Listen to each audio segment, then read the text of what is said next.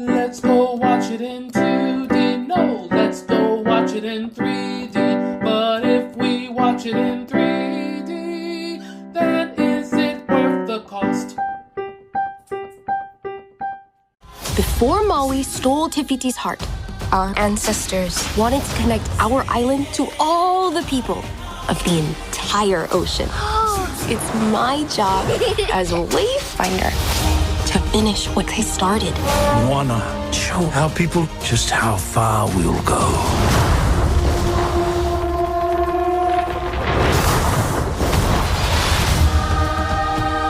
This is a call from the ancestors.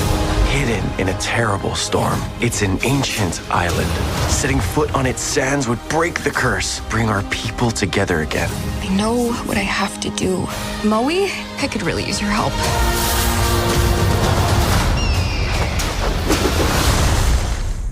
Can I get a chee-hoo? Hello, hello, hello. This is Adolf, and I have with me Jacob. Hi, everybody. And today you are reviewing Moana 2. Moana 2. As per usual, we'll talk about the 3D aspect first. So I have not seen this movie, so it's going to just be on you. So how was the 3D aspect of Moana 2? Surprisingly muted. Aww. Yeah, I kind of felt that way too. I mean, because where most of the movie takes place on or near water, I was expecting like more splashes of water or, sand or whatever coming out towards you, but that didn't really happen that much. Okay. How's the depth? The depth was great. I mean, it felt like you were in the jungles of Monotui or you're on the water. You kind of felt like that bit of isolation because, you're all by yourself on the ocean and, just kind of had that dread a little bit. But, the dread was the best, or the depth was the best part. Okay. Was there any moments that really popped? The one that was clearest in my mind was very early on in the film that involved a bolt of lightning. That was like probably the best part with Pop. Okay. It was like in slow motion and everything? Yes, it was slow motion, and it kind of felt like it almost felt like a Thor movie almost, or like an Avengers movie with using a lightning power or whatever. It just had that slow mo-ness, and it just popped really well. Okay. There was occasional like limb or whatever thing coming out too. Yeah, like just some limbs, some body parts. What's his name? Maui's fish hook would sometimes extend a little bit toward the audience, but not enough to poke your eye out.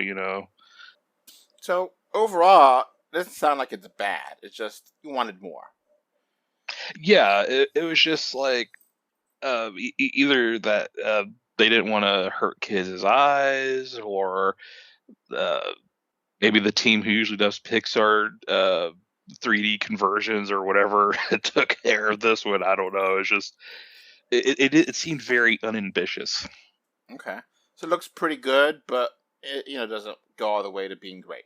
Right. I mean, like the colors remain, like you could tell, like even with the darker, dimmer glasses, it's still like the colors showing through perfectly. So that's a plus. All right. So what is your final score for the 3D aspect of Moana 2? I'd say a 7 out of 10. Okay.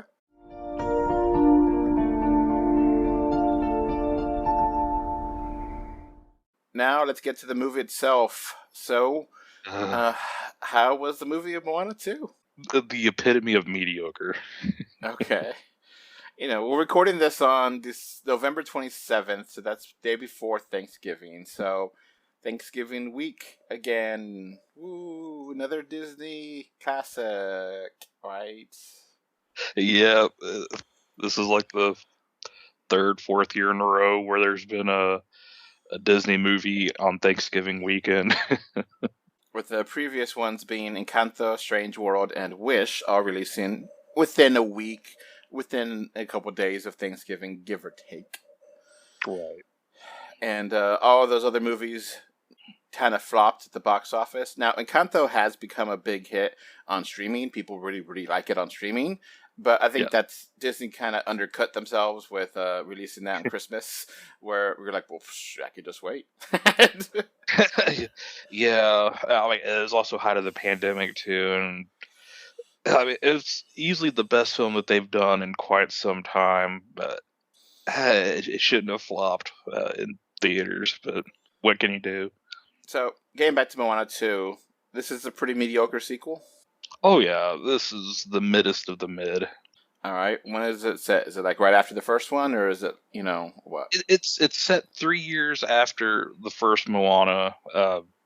She's now a permanent wayfinder, and she has a new baby sister. But the island of Monotui is thriving after the first movie. Okay. And what's the basic plot here? I mean, I've seen the trailers, but just kind of run it down real quick. It's essentially the first film over again, where there's a vision. Well, she sees a vision while she's doing a ceremony to become like the next main wayfinder, where she sees like, oh no, if our people don't meet other cultures, then our community's gonna die. So she has to set out on a quest to lift an island out of the sea and to defeat another god of storm. I forgot his name because he didn't say it at all in the movie, as far as I know. But there's like a god of storms who's holding the island underneath because he believes it gives him more power. So she has a few extra friends on hand in this movie to help achieve that, along with Maui. And you mentioned this in your written review that it has too many characters. Yes, too many characters that they don't say their names enough times. They didn't really have any original personalities. It's just they pulled it off the shelf of script writing and slapped it on a page. Okay. And it just kind of feels like sequelitis. Kind of like you're just making a sequel for a sequel, not really, advancing things too much, right? Is that kind of a sense I get? It felt like a TV show, too, which is initially what Moana 2 was supposed to be. It's supposed to be a TV show for Disney Plus, and then they're like, hey, let's just make this into a movie and make a lot of money, right? Exactly, yeah. And then they said they're going to also try to do a live-action one in the near future. They are coming out 2026 to a theater near you. So, how's the animation here? The animation is easily the best part. Like, even though it was originally supposed to be a made-for-streaming service, it felt like the first movie. It was just some beautiful animation that's colorful, it pops. It keeps to the high standards of Disney. The water looks great. The water looks amazing. How's the music? The first one had some really, bangers of songs. God, there was some songs, and the cast who especially the girl who plays Moana, she belts them out, but the songs are just unmemorable, and they just lack that pop. They just Je ne sais quoi. didn't have they didn't have a zhuzh. It didn't have like the talents of Lin-Manuel Miranda. Okay. It's pretty short of a movie too, right? Yeah, I'd say even though it's listed as like an hour 40, I would say that there's easily like 15 minutes worth of credits. So I'd say like sub 90-minute runtime.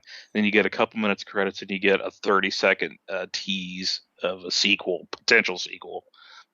Okay. And that's it.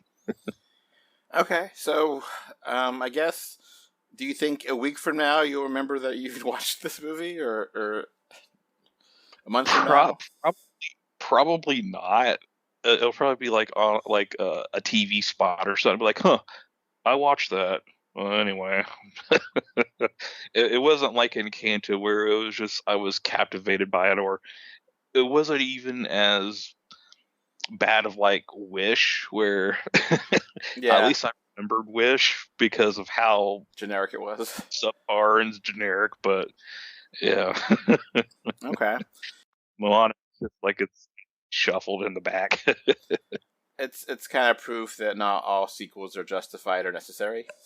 Exactly. It should have just stayed a TV show. So what score do you give the movie itself? A 6. Okay, well, that's a little bit disappointing to hear, but it is what it is. It is. I think kids will probably love it, but even the audience I was with, they weren't really laughing as loud as I thought they would. It was just like, oh, that's it. Okay. I guess that's going to be it for this podcast, unless you're a patron. If you're a patron, stick around for your bonus features. Okie dokies. Well, I guess that's going to be it for this podcast. Thank you again, Jake. Oh, anytime. All right. Bye. All right, bye. So I got one quick thing to talk about. We have a merch store. Woohoo! We got t-shirts, we got tote bags, we got magnets, we got stickers, we got a little bit of everything. Woohoo! At this merch store, 3dr2d.com/store, you'll find many original designs and affordable prices. And I have a code for you. If you want to get 7% off your order, use Lucky7.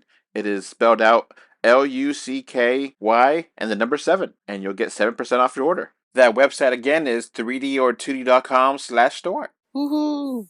Before this podcast wraps up, I want to thank MK Ultra, Gravity Head Zero, Travante Classics, and Axe Folk for being my super VIP patrons on Patreon. You can find 3D or 2D on Facebook, Twitter, YouTube, Pinterest, Instagram, and more. Just look for 3D or 2D. Links are in the info box. If you want to send us listener mail, our email address is email3dor2d@gmail.com. Thank you for either listening or watching this podcast. Goodbye. Bye. Bye. Bye, everyone.